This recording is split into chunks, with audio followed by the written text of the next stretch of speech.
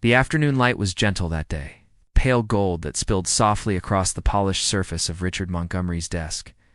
It moved slowly, lazily, through the tall glass windows of his penthouse office, touching the corners of the room as if even the sun was reluctant to disturb the quiet. In his hand, he held a single envelope, cream-colored, heavy, expensive. It was trembling ever so slightly between his fingers, though the rest of him sat perfectly still. The weight of it wasn't in the paper, but in the name embossed in golden letters, Elizabeth Carter. The curves of the lettering shimmered in the light, and for a moment they blurred.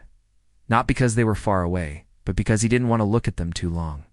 Still, he had read the words inside, and they were etched into his mind like they'd been carved there. A wedding invitation. It's not just any wedding. Hers. The woman who had once been his future. The one who had stood in his kitchen 2 years ago. On a rainy night, her hair damp from the storm outside, and told him she couldn't marry him. Her voice had been soft, almost gentle, but each word had landed like a hammer. I want a family, Richard. A real family. And you can't give me what I want most.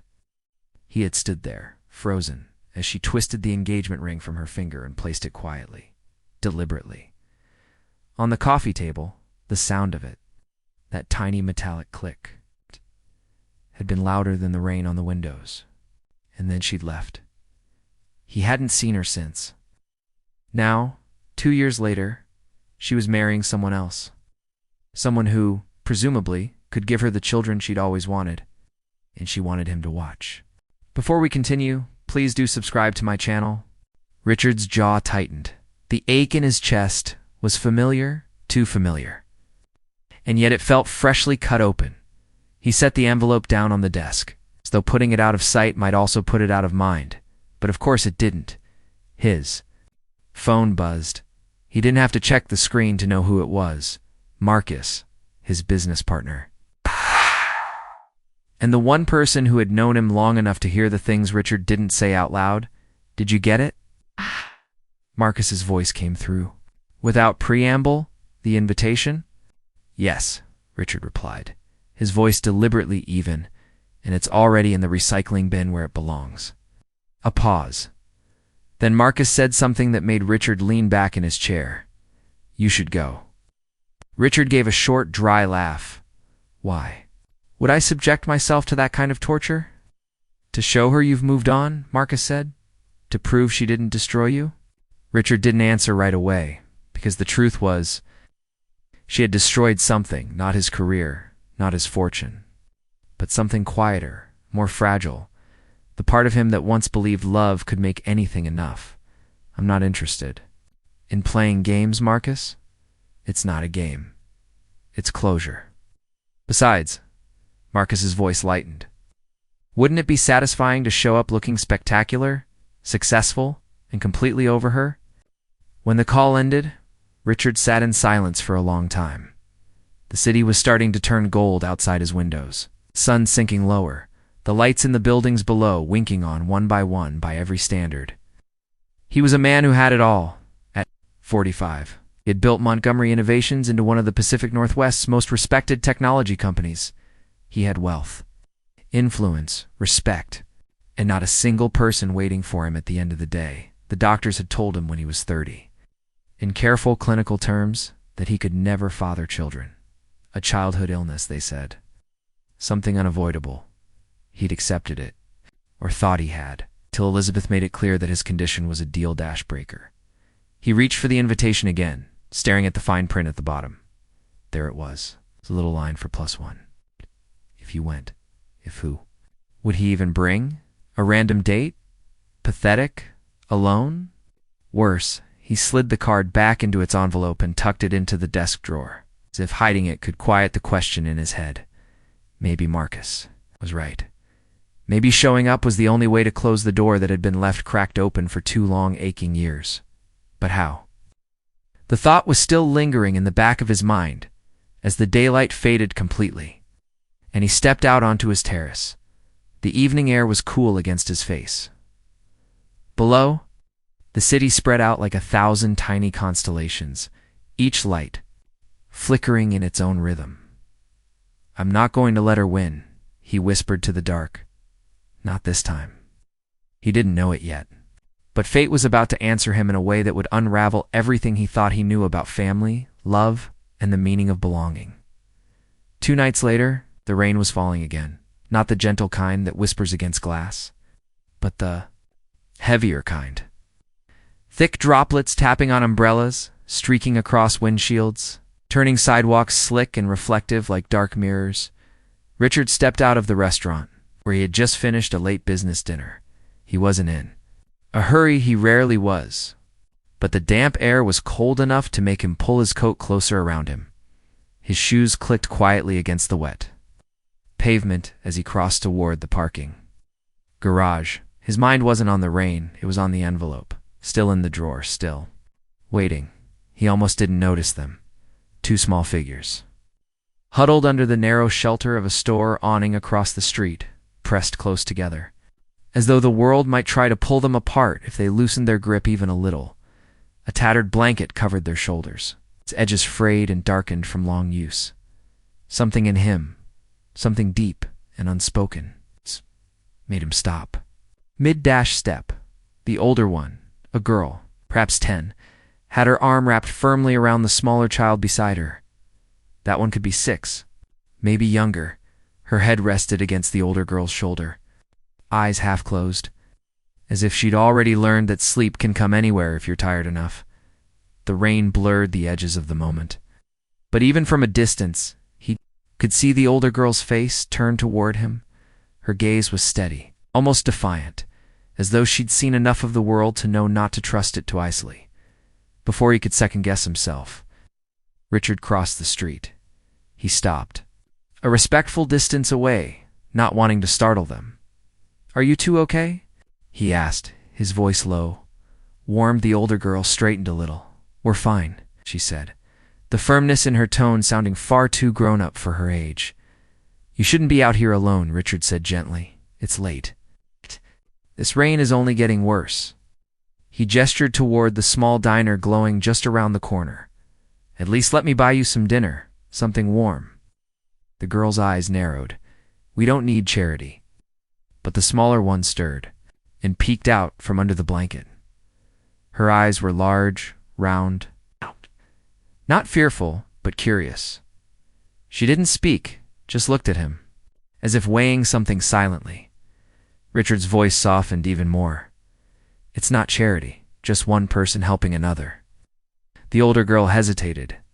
Then she gave a small nod, more to herself than to him. "I'm Lily," she said at last. "This is my sister, Emma." Emma lifted a hand in a tiny wave, revealing the edge of a well-worn teddy bear clutched tightly in her other arm.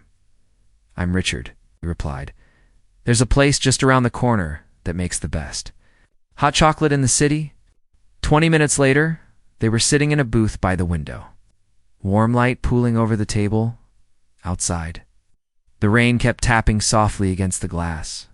Inside, steam curled up from 3 mugs of cocoa, each one topped with a small cloud of melting cream. The girls ate quietly, almost too quietly for children.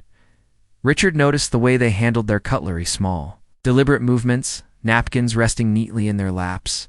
They ate like children who had once been taught the rules of a table and had never forgotten them. He waited until their plates were almost empty before asking, "Where are your parents?" Lily's eyes flickered, not with fear, but with a kind of practiced caution. "They're gone," she said simply. "Do you have somewhere to stay tonight?" There was the faintest hesitation. "We manage." Richard didn't press something about the way Lily kept herself between. Emma and the world made him certain that pushing too hard would close her up entirely. Instead, he sipped his coffee and studied them quietly. There was a dignity about them, one that didn't quite fit the picture of 2 children huddled under a blanket in the rain. And then a thought came to him. It was sudden, ridiculous, almost laughable, but it wouldn't go away. "I have a proposition," he said slowly. Lily's eyes narrowed again. "What kind of proposition?" "I have to attend an important event this weekend," he explained. "A wedding. I could use some company." Lily's eyebrows rose. "You mean you want us to pretend to be your company? I mean, Richard hesitated. I have this big house. We both need a safe place. And maybe we could help each other. For how long? Just the weekend, he said. No strings attached. You can leave any time. Emma leaned close and whispered something in Lily's ear. Lily listened, then looked back at Richard. We'll think about it. He reached for a napkin, wrote down his phone number, and slid it toward her.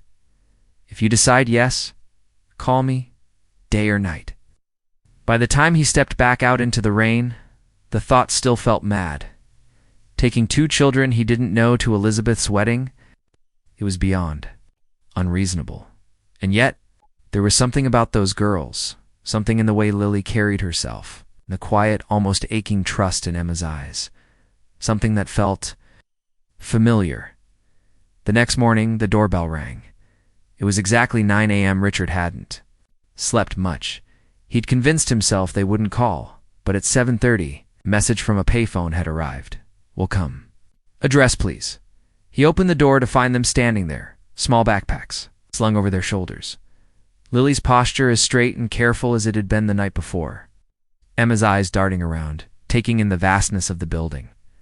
You came, he said, unable to hide his surprise. We discussed it, Lily replied carefully. Emma thinks we should trust you. For now. He stepped aside, holding the door open. Welcome to my home. The girls stepped in. The quiet echo of their small footsteps against the marble floor felt strangely loud in the morning stillness. The city skyline stretched across. The glass beyond the living room, a panorama of rooftops and clouds. Emma gasped softly. Lily didn't, but he saw her eyes flicker, just once. You live here alone? She asked. I do. There was a pause before Lily said, Show us where we'll stay. Richard smiled faintly. Of course, as he led them down. The hall, a thought pressed against the back of his mind. He had no idea yet that letting these girls in, even for a weekend, would change far more than just his plans for the wedding. The fire in the grate crackled softly, filling the drawing room with a warm orange glow. Lena sat on the edge of a velvet chair, her damp hair a tangled halo around her shoulders. A thick wool blanket was wrapped around her like a cocoon, but her fingers still trembled. She wasn't sure if it was from the cold, or from the man who sat across from her. Alexander Harrington was studying her with a gaze so steady it made her heart drum faster. His elbows rested on the arms of his leather chair, fingertips pressed lightly together as if weighing a decision only he could make. You don't need to thank me, he said finally, his voice low, deliberate. It was a downpour, and leaving you there would have been. He paused, a faint shadow passing over his expression. Thinkable. Alina lowered her gaze. Still, I'm grateful. No one has ever. Her words faltered, because no one ever had, not stopped, or cared. A silence stretched between them, filled with the soft hiss of rain against the tall windows. Then Alexander leaned forward. Slightly, I'm going to be direct with you, he said.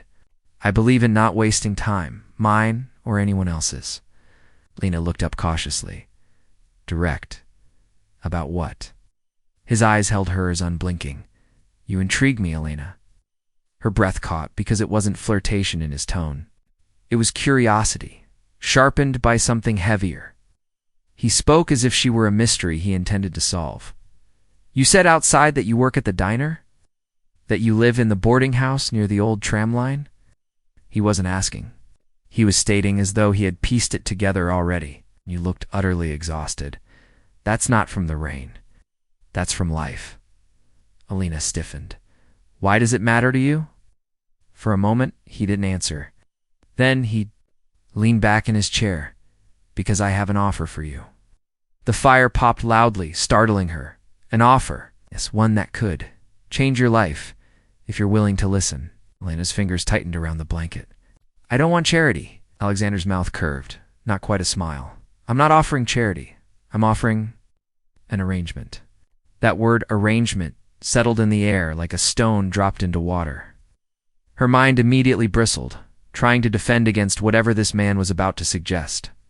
What kind of arrangement? You need stability. You need a place where the world can't grind you down every day just for existing. His tone was steady, matter of fact. And I need someone I can trust. Someone outside the circles I'm forced to live in. Someone without an agenda. Alina shook her head slightly. You don't even know me? His gaze didn't waver. Sometimes you can know everything that matters in a single look. The way he said it, the weight in his voice made her chest tighten. He wasn't speaking about romance. He was speaking about recognition, about seeing someone and knowing. They were built from the same kind of quiet endurance. Still, she was wary. So you're saying what? You want to hire me? In a manner of speaking, he said, I have a property. Large, isolated. The kind of place most people would call lonely. I don't find it lonely. But I do find it inefficient to run alone. He reached for a folder on the small table beside him and slid it toward her. I'd like you to work there. Keep the place in order. Make sure it doesn't feel abandoned. Her eyes flicked to the folder, but she didn't touch it. Why me? The voice softened, but the intensity remained. 'Cause you don't. Flinch from the storm. The words sank deep into her, stirring something she had tried for years to bury. The part of her that wanted to believe she was more than her struggle. Still, mistrust whispered in her ear. People don't just hand strangers jobs, especially not jobs that come with isolated houses. He didn't look offended. If anything, his expression warmed slightly. That's true, which is why I'm not handing you anything. Inviting you to prove yourself. If you can last a week at the property, if you can handle the quiet and the work, the position is yours. She studied him in the flickering light. And if I can't, he leaned back again, shrugging one shoulder. Then you walk away. No harm done. It sounded too simple. It's too good. And yet the way he spoke, not pleading, not trying to dazzle her, made it feel real. Her pulse quickened. What's the catch? For the first time, his eyes softened completely. The catch, Alina, is that you'll have to trust me. The rain against the window seemed louder now, a steady rhythm urging her to choose. Trust was a currency she didn't have much of, but she was also tired. Tired of standing still in a life that felt like it was closing in on her. She let out a long breath. When would this arrangement start? A small, almost imperceptible smile touched his lips. Tomorrow. Her eyebrows lifted. Tomorrow. Yes, the storm will have passed. There's something about beginning after a storm that makes the air feel cleaner. Lena's hands tightened on the blanket, torn between fear and an ache for something she didn't dare name. A chance. A way out. A door she could step through or turn away from forever. Will you think about it? He asked quietly. She met his eyes. The firelight caught the gold in them, and for a moment, the ache in her chest eased. I'll think about it. But even as she said it, she knew she already had her answer. The first morning was the hardest. Not because the tasks were daunting, though they were, but because she stood in front of the mirror, barely recognizing the woman staring back at her, her hair, damp from the early shower, clung to her face. The clothes she wore were plain but clean, freshly pressed by the house staff who worked in a quiet, almost invisible rhythm. And yet, something in her posture still betrayed the girl who had stood in the rain just days ago. Miss Amina, said a voice gently from the doorway. It was Rosa, the older housekeeper with silver strands escaping her bun. Mr. Khalid asked me to bring you to the salon. He's waiting. The salon was not for beauty treatments, as she first thought. Instead, was a room lined with shelves, books, fabrics, colors, and delicate boxes filled with silk scarves, cufflinks, and perfumes. Khalid stood there, adjusting the cuffs of his shirt, his eyes meeting hers with a steadiness that made her shift her weight. Today, he said, we begin the process. You will learn how to move in rooms where everyone watches, how to speak when every word is measured, and most importantly, how to never let them see you doubt yourself. Her throat tightened. I do. Then they win, he said, simply. From that moment, her days were a blur of lessons. A tailor came to measure her, murmuring about structure and lines.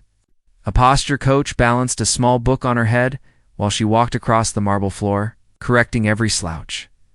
A language tutor guided her through subtle turns of phrase in English, French, and even Italian, polishing her speech like fine silver. But it wasn't just the surface things. Khalid took her to charity events, introducing her to strangers who looked at her with polite curiosity, the kind that could easily turn to disdain if she faltered. At first, she stumbled over names, forgot small details, clutched her bag too tightly. But with each outing, something inside her shifted. She learned to listen more than she spoke, to let silences work in her favor, to tilt her chin just enough to seem unshaken. One rainy afternoon, they sat in his study. Khalid handed her a folder. Inside were photographs, grainy images of her old neighborhood, the people she used to know. "I'm not showing you this to shame you," he said. "I'm showing you this so you remember. Not everything should be left behind. But not everything should be carried forward either." She looked at the faces, some smiling, some hardened by years of disappointment. A quiet ache spread in her chest. "You think I can really belong in your world?" she asked. He leaned back, considering her. "I don't want you to belong in my world. I want you to make them think it was always yours." It was then she realized this transformation wasn't about dressing her differently or teaching her which fork to use at dinner. It was about building armor, the kind no storm could soak through, and though she didn't know it yet, that armor would soon be tested in ways neither of them had planned. The air in the estate felt different that morning, charged, like the few seconds before a summer storm. From her bedroom window, Mina watched as the driveway filled with movement, polished cars pulling in one after another, their engines purring, doors swinging open to reveal sharp suits and silk dresses. She had known guests were coming. Khalid had mentioned a small gathering over breakfast 2 days ago, but as she looked down at the stretch of black cars and the cluster of liveried staff preparing to welcome them, she realized his definition of small was far from hers. The knock on her door came right on cue. Rosa entered, holding a gown the color of deep ocean water. It's the kind of fabric that caught the light with every turn. "This is the one Mr. Khaled chose for you," Rosa said, laying it gently across the bed. "He says it will make your eyes look expensive." Mina laughed softly, though her chest felt tight. "I'm not sure eyes can be expensive." Rosa only smiled. "They can." It took nearly an hour to prepare her hair smoothed into soft waves, makeup applied with the lightest touch. The gown fitted perfectly. When she finally stepped into the mirror's view, she froze. The girl in the reflection was both familiar and strange. Her bones were the same. Her eyes still held a trace of that old uncertainty. But the posture, the poise, the quiet command in her stance, those were new. Downstairs, Khalid was speaking to a man in a dark, tailored suit. When he saw her, his conversation paused mid-sentence. There was no flourish of praise, no theatrical gasp, just the smallest lift at the corner of his mouth. A silent acknowledgement that she had arrived exactly as he'd hoped. "You'll be meeting people who remember everything," he said quietly as he offered his arm. "They'll remember what you wear, how you greet them, whether you pause before answering a question. They'll look for cracks. Don't give them any." As they stepped into the grand salon, the hum of voices washed over her, laughter ringing like crystal, footsteps gliding across polished floors. Everywhere she looked, there were eyes, curious, assessing, calculating. Khalid guided her through the first introductions. "This is Amina," he said to a couple in their 60s, "a dear friend, and someone with far better judgment than I've ever had." The woman smiled faintly, her gaze lingering on Amina a fraction too long, as if cataloging every detail. They moved on from art dealers to diplomats, from corporate magnates to heirs who had never known a day of work. Some were polite, some distant, a few openly skeptical. Yet with each handshake, Amina felt herself settling deeper into her new skin, recalling the lessons Khalid had drilled into her. Listen more than you speak. Smile without apology. Stand as though the ground beneath it belongs to you. It was during the third circuit of the room that she noticed her. A woman in a crimson dress, standing alone near the balcony, her gaze fixed on Amina with a faintly amused curl to her lips. When their eyes met, The woman lifted her glass in a slow, deliberate toast, not of welcome but of challenge. Khalid's voice drew her attention back, introducing her to yet another guest. But the image of that crimson figure lingered in the corner of her mind. Like the warning scent of smoke before a fire, the night went on, music swelling, conversations weaving around her like threads. Amina laughed when appropriate, asked questions when the moment was right, and kept her breathing steady. Still, somewhere beneath the gown and the jewels, her heart beat with the old rhythm of that girl in the rain, and as the final guests began drifting toward the exits, Khalid leaned close, his words a low murmur meant only for her. "They saw you tonight," he said. "Now they'll wonder about you." "That's good. Wonder is power." But even as she smiled, she couldn't shake the feeling that the woman in red hadn't just seen her. She'd recognized something. And recognition, in this world, could be far more dangerous than curiosity. The gala had barely begun, yet Amina could already feel the weight of unseen eyes trailing her. Every step, it wasn't like the curious glances she had encountered during her first outings with Khalid. This was different, sharper, more deliberate, as though the people here were not just observing, but measuring her. She stood beside Khalid in the center of the grand ballroom. Light from the crystal chandeliers, scattering over polished marble. Strings from a distant quartet weaving softly through the air at his side. She was the picture of composure, chin lifted, hands folded loosely before her. But inside her, pulse was a steady drumbeat in her ears. Across the room, a cluster of women in jewel-toned gowns leaned toward each other, lips moving in hushed rhythm. Their gazes flicked to Amina, then away, only to return again a heartbeat later. She caught fragments of their expressions, an arched brow here, a faint smirk there. She forced her lips into a serene curve. "They want you to falter," she reminded herself. "Don't give them the satisfaction." A hand brushed lightly against her elbow. Khalid leaned in, his voice low. "They're wondering who you are. Let them." "I can feel them staring," she murmured. "Good. That means you've already entered their conversations. Now make them regret underestimating you." His words were like a small ember, glowing in the pit of her chest. A well-dressed couple approached, the man tall, with silver at his temples, the woman a vision in emerald silk. "Mr. Khalid," the man greeted warmly, then turned to Amina with a curious tilt of the head. "And this must be?" Khalid smiled faintly. "A friend. Someone with an eye for the world's finer subtleties." The man's brow lifted slightly, as though filing the description away for later discussion. Amina offered her hand, steady and warm. "A pleasure," she said, her voice even. The conversation was brief, polite, but she knew the introduction would ripple through the room faster than the music could carry it. From the corner of her eye, saw another shift, two men in tailored suits speaking in low tones, occasionally glancing her way. A younger woman in pearls studied her from behind the rim of a champagne flute. Even the servers seemed attuned to the tension, their movements practiced yet careful when passing near her. As the evening stretched on, it was called into several private discussions. Leaving Amina momentarily alone near the edge of the crowd, she took the opportunity to move toward the balcony, craving the cool night air.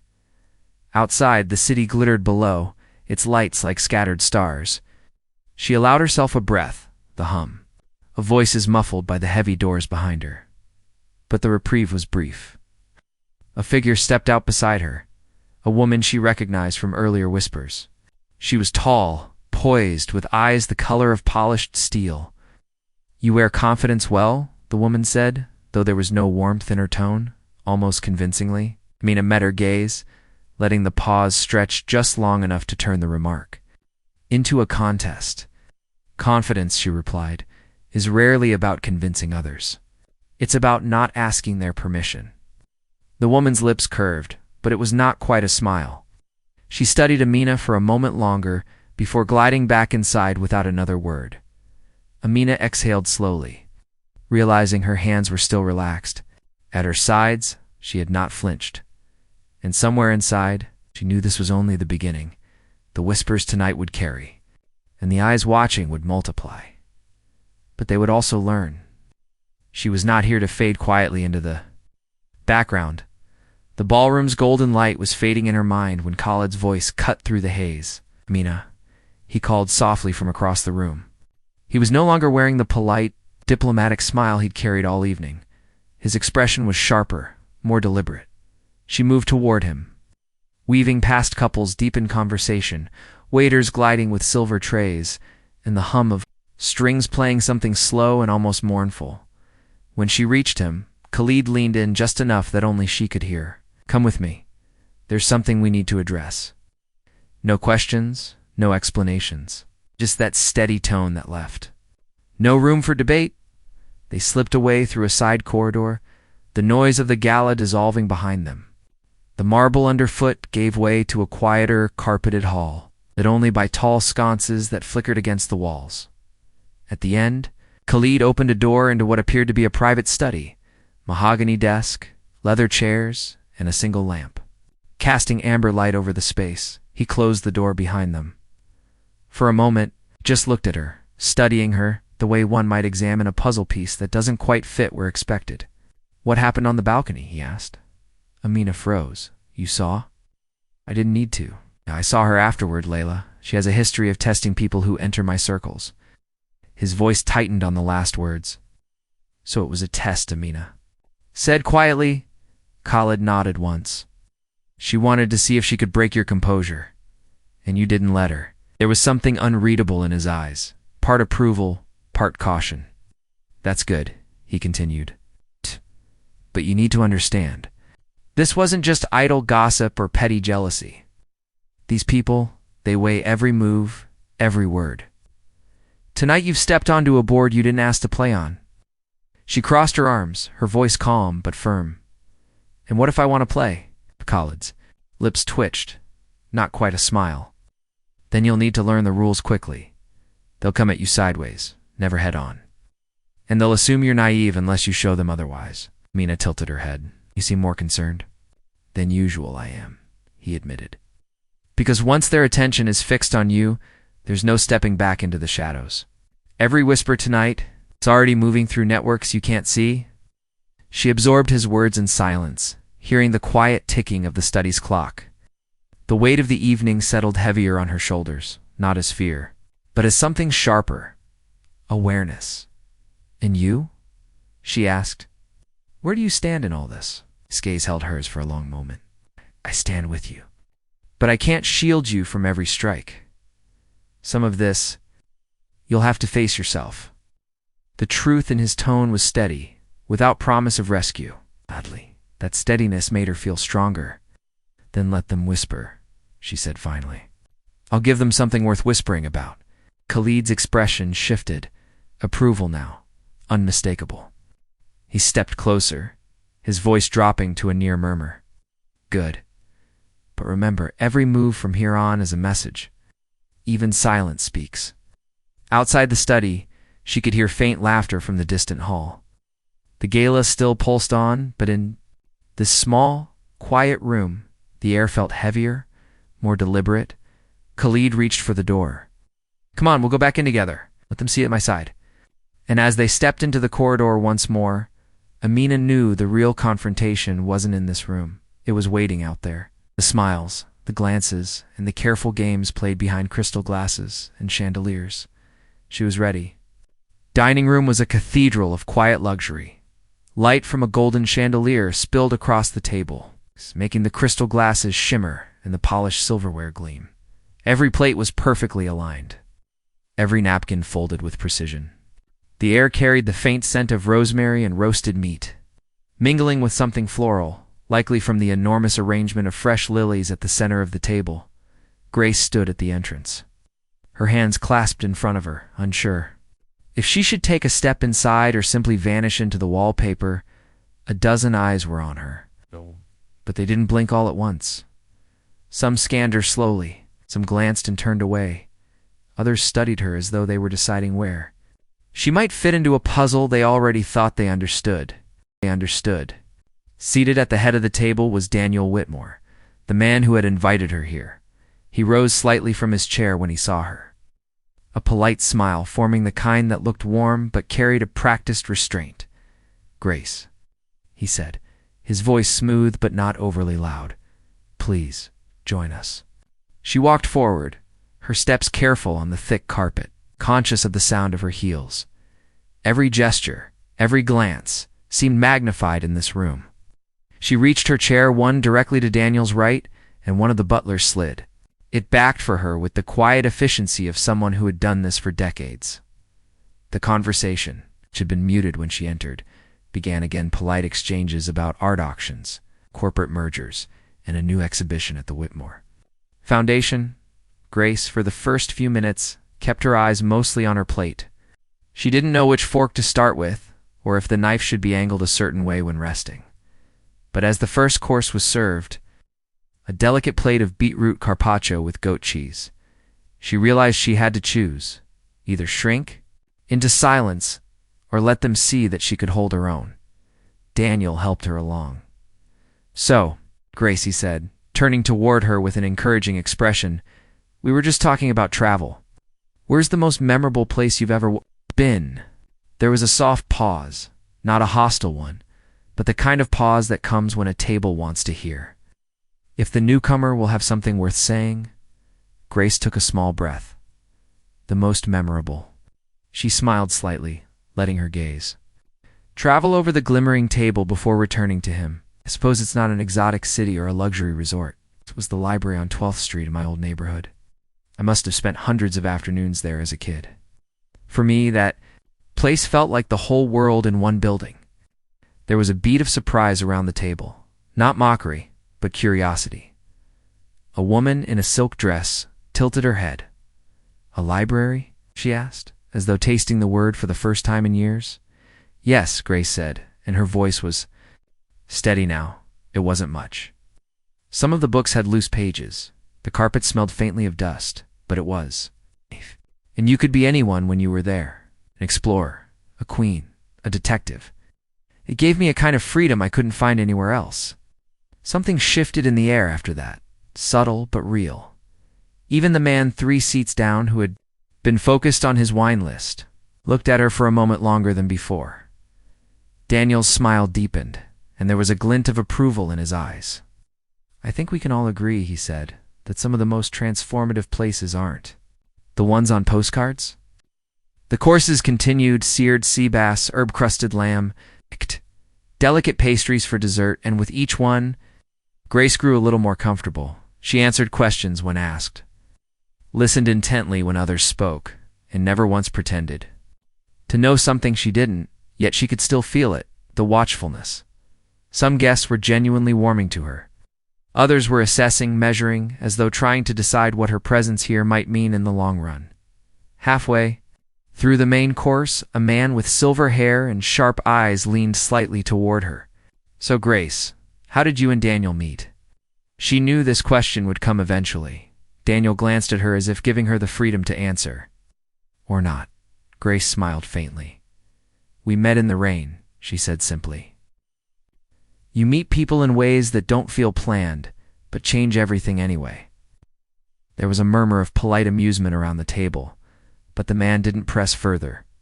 By dessert, she had relaxed enough to enjoy the rich chocolate torte placed in front of her.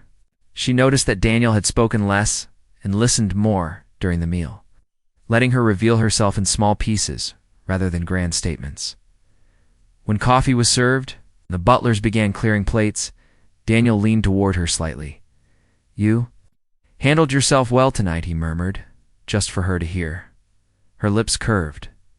"I wasn't sure I would." His gaze lingered for a moment. "You were honest.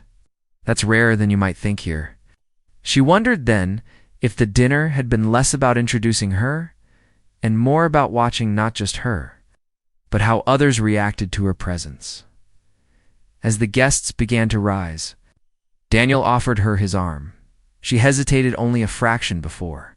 Taking it, the two of them walked out of the dining room together, leaving behind the chandeliers, the polished silver, and the subtle hum of whispered conversations that would likely continue long after she was gone. But Grace knew one thing. She hadn't just survived the evening. She had left her own quiet mark on it. The music had shifted. It's like a slow turning of seasons from the polite background. Its murmur of strings to the lush swell of a waltz that seemed to gather every ear and every heart into its orbit. The chandeliers glimmered warmer now, light catching on crystal and silk, making the ballroom feel less like a room and more like a dream suspended in midair. Alina stood at the edge of the polished floor, his fingers laced in front of her, watching the couple sweep past. The men in dark suits, the women in gowns that shimmered like starlight. Their movements were so fluid, so synchronized. It was almost as if they'd rehearsed their entire lives for this one moment. She knew she didn't belong here, not in the way they did. But there was something inside her, a quiet, stubborn spark. It whispered she could belong if she wished hard enough. From across the floor, Adrian appeared. Not as a figure emerging from the crowd, but as though the music had conjured him, pulling him into the light. He was already looking at her, his gaze holding hers with an intensity that made the rest of the room fall away. He reached her without haste, yet with the certainty of a man who knew where he was going. His gloved hand extended toward her. Alina, he said softly, as though speaking her name might shatter the spell. Dance with me. She hesitated, her breath catching. I've never that, he interrupted gently, is exactly why you should. Her fingers trembled as she placed them in his. His hand was warm through the glove, steady as he led her to the center of the floor. The crowd seemed to part.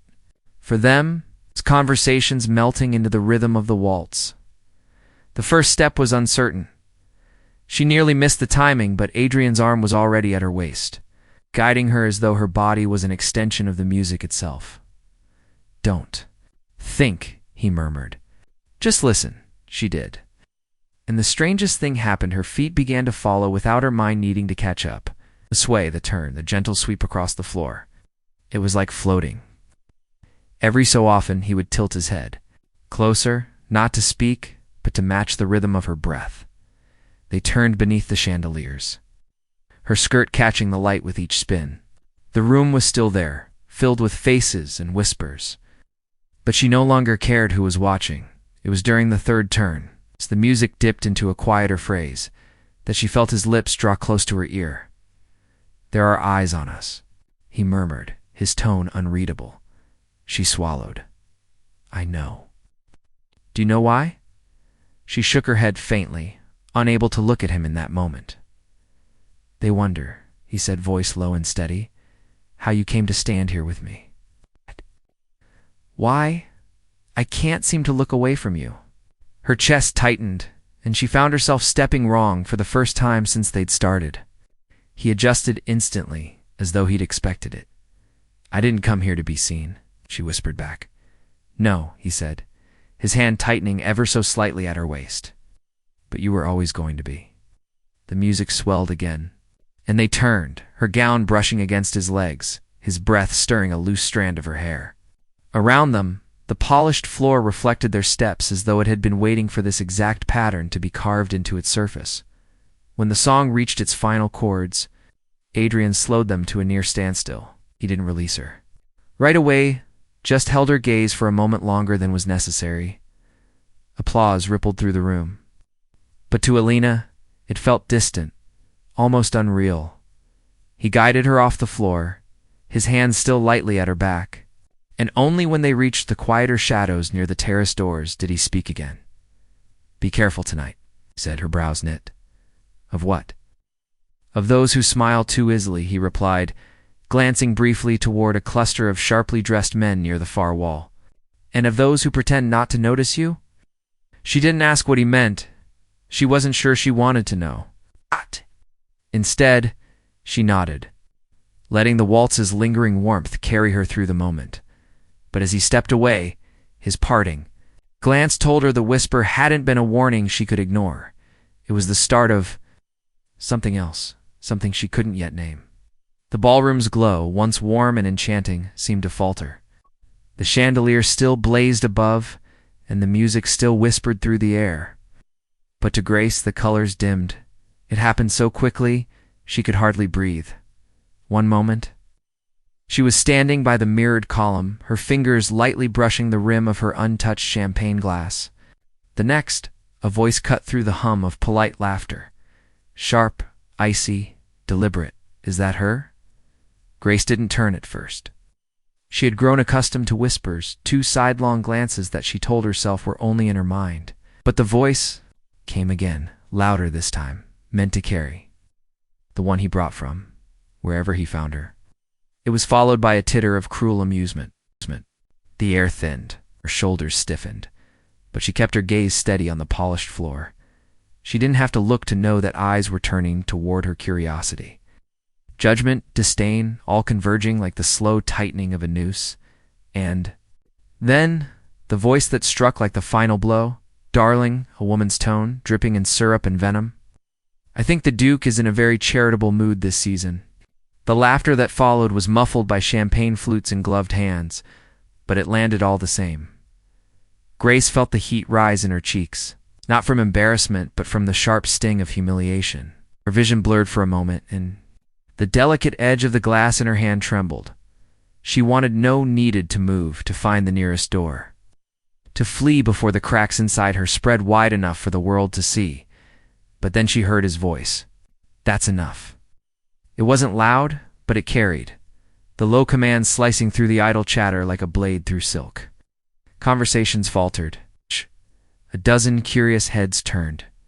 Grace turned slowly and saw him, the Duke standing a few steps away, his eyes locked not on her, but on the women whose smirks had already begun to fade. You will offer her your apology, he said, his tone not raised, but resolute. Final. One of the women laughed nervously, like someone who had expected the punchline to land in their favor and realized too late that they were the joke. Your Grace, surely we now, he said. And there was no mistaking the steel beneath the velvet. The hush in the room deepened. The music still played, but it seemed far away, almost ghostly.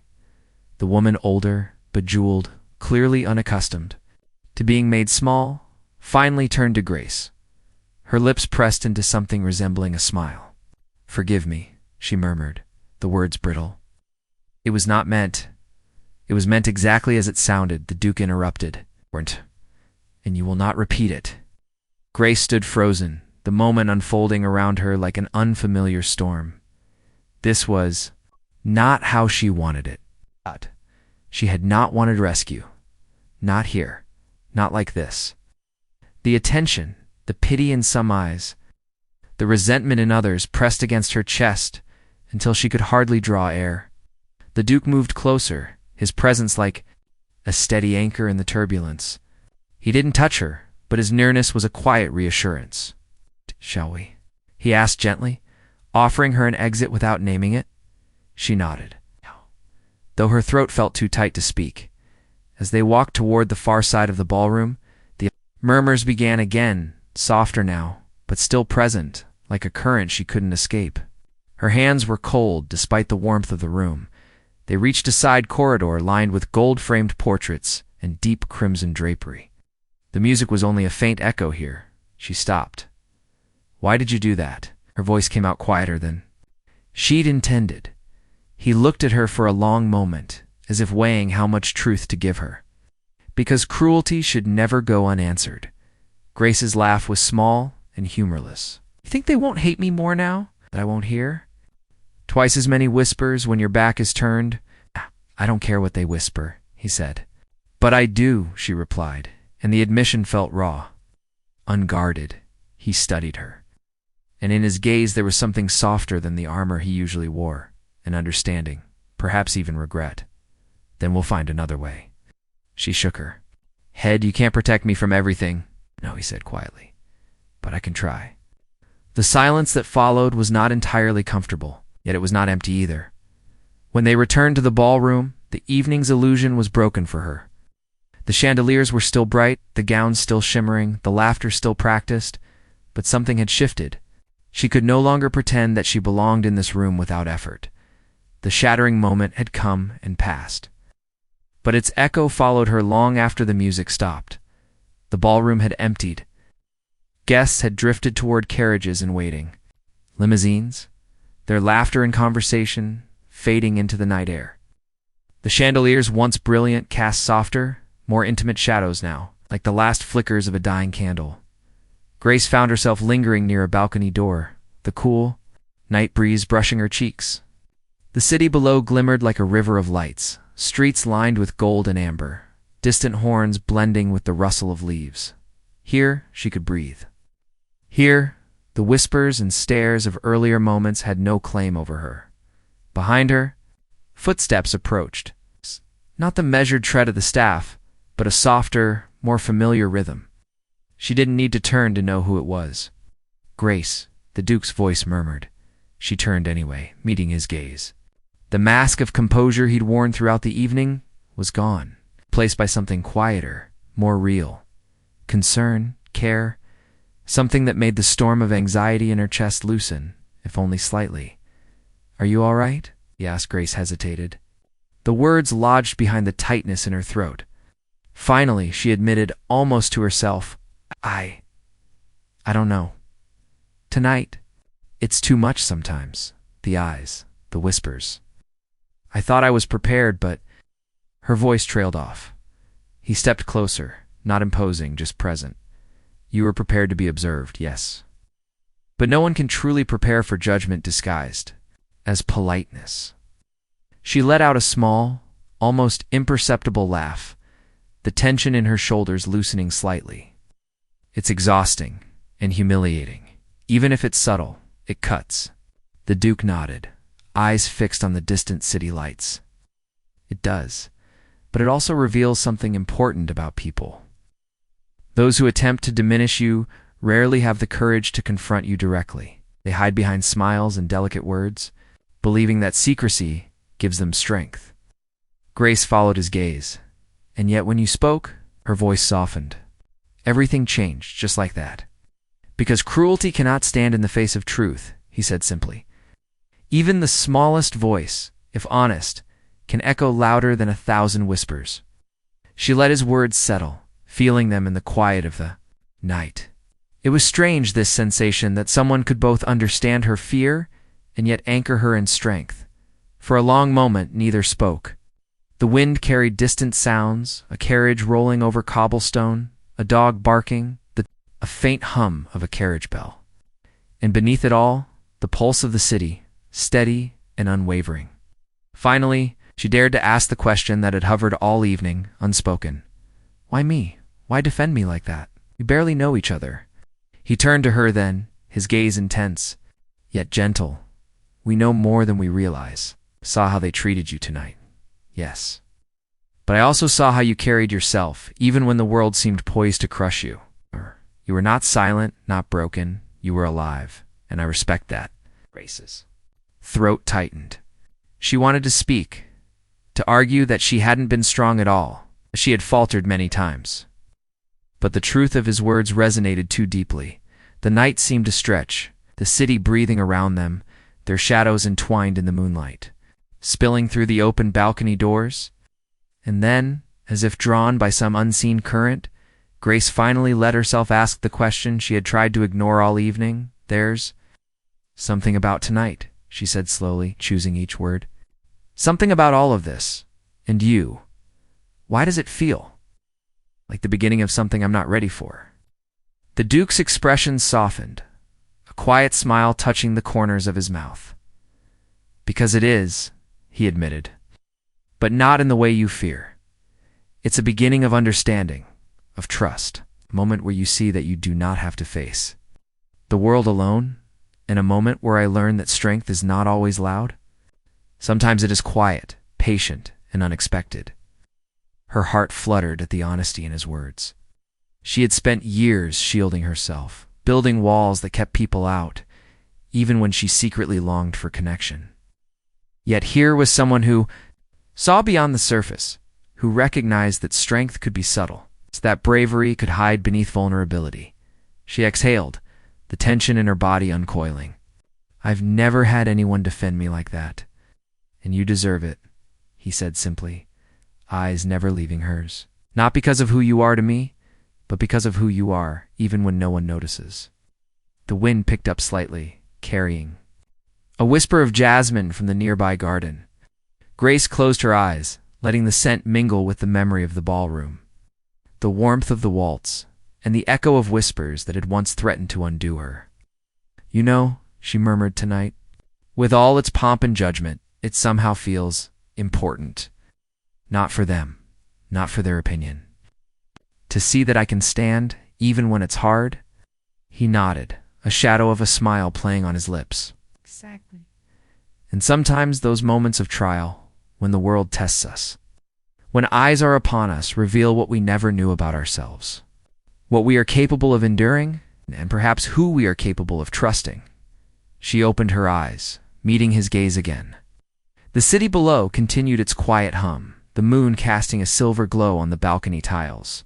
And in that glow, she saw a reflection not just of herself, but of possibilities she had never allowed herself to imagine. A soft pause followed, filled with the weight of unspoken truths. "Grace," he said finally, his voice almost a whisper, "the night is yours. But so is the choice to let someone in or not, and whatever you choose, it will be respected. She nodded, a small, trembling smile curving her lips. For the first time that evening, she felt the possibility of peace.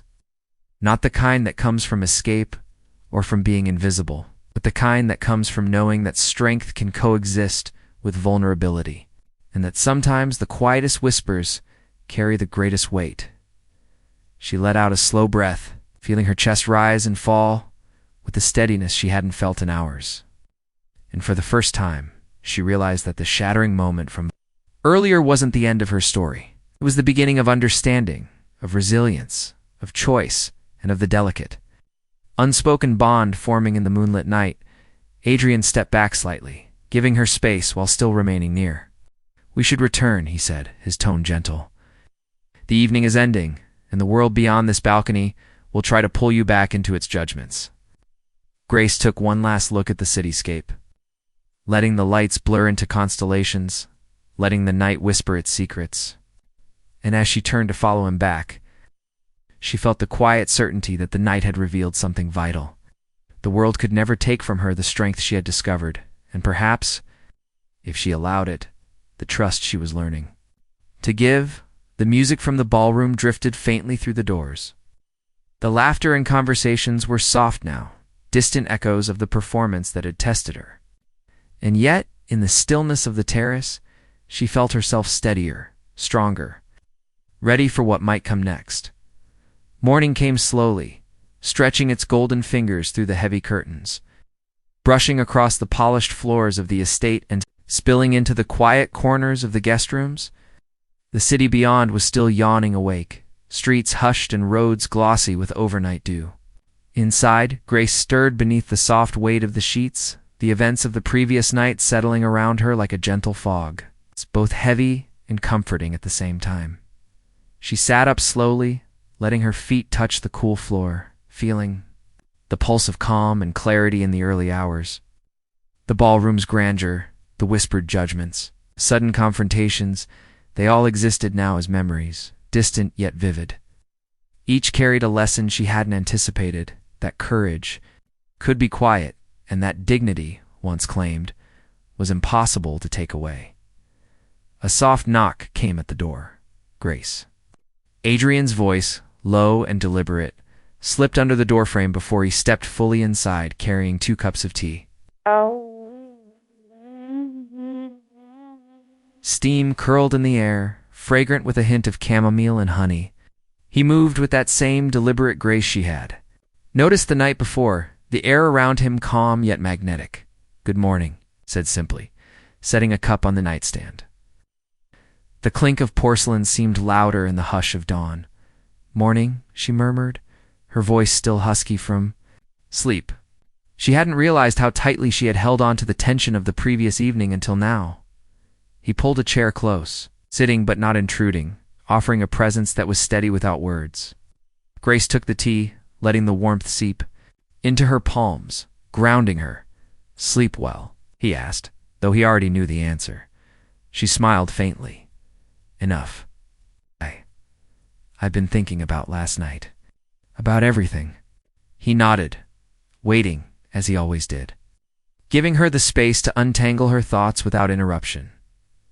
The shattering moment she began slowly.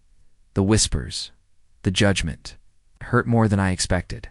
She paused, letting the word linger. It also taught me something I didn't know I needed. That I don't have to shrink to fit someone else's expectations. That I can stand here even when they try to break me with their looks and their words. He reached out, brushing a loose strand of hair from her face, a gentle motion, careful not to cross a boundary. "You've always been stronger than you give yourself credit for," he said quietly. "Sometimes it just takes a mirror or a moment like last night to reflect it back." Grace's chest tightened.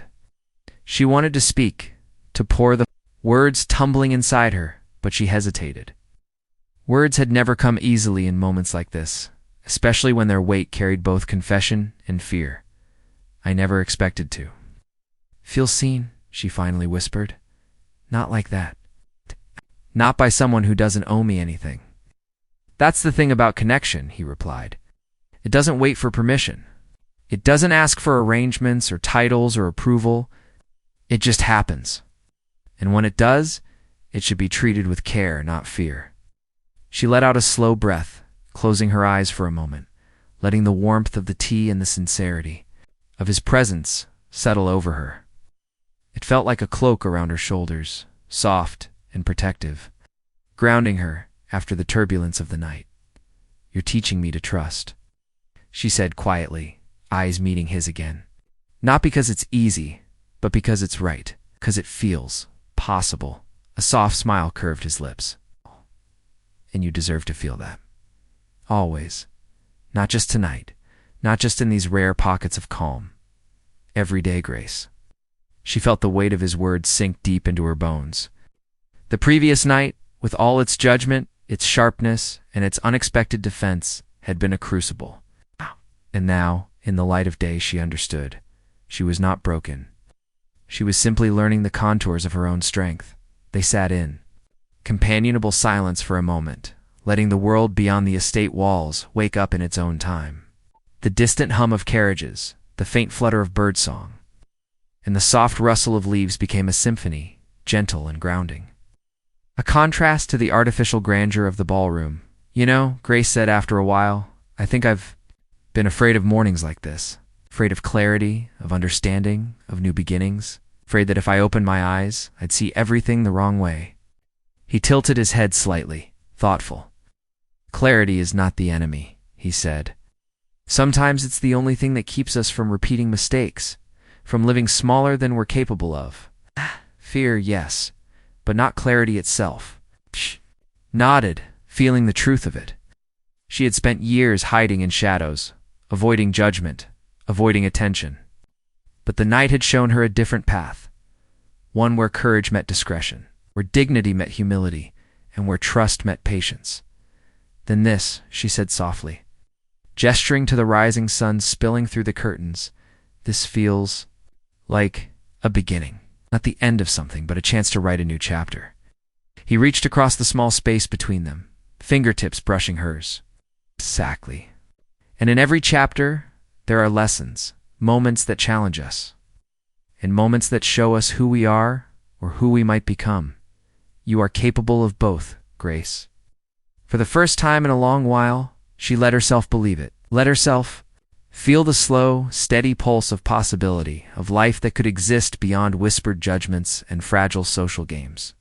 She felt the dawn in her chest, a quiet certainty that the night's shattering moments had been necessary to illuminate her path forward. A faint knock at the door announced the arrival of breakfast, soft pastries, warm tea, and fruit that smelled of sunlit orchards. Yet Grace barely noticed. She was anchored, rooted in a moment far more nourishing than any meal could provide. Adrian stood, offering his hand again, not in the formal, commanding way of last night, but with a quiet invitation. "Shall we?" She took it, and together they stepped toward the room beyond, toward the new day, toward possibilities neither could predict, but both could honor. And in that gentle, unhurried movement, Grace realized something else, that courage, trust, and understanding were not singular moments. They were choices, repeated quietly, often unseen, profoundly transformative. The city outside glimmered like a promise, Grace stepped into it, not with hesitation, but with awareness, carrying the lessons of the night and the hope of a chapter yet to be written in the golden light of dawn. She felt the world stretching before her, wide, welcoming, and full of secrets waiting to be discovered. And for the first time in a long time, she felt ready.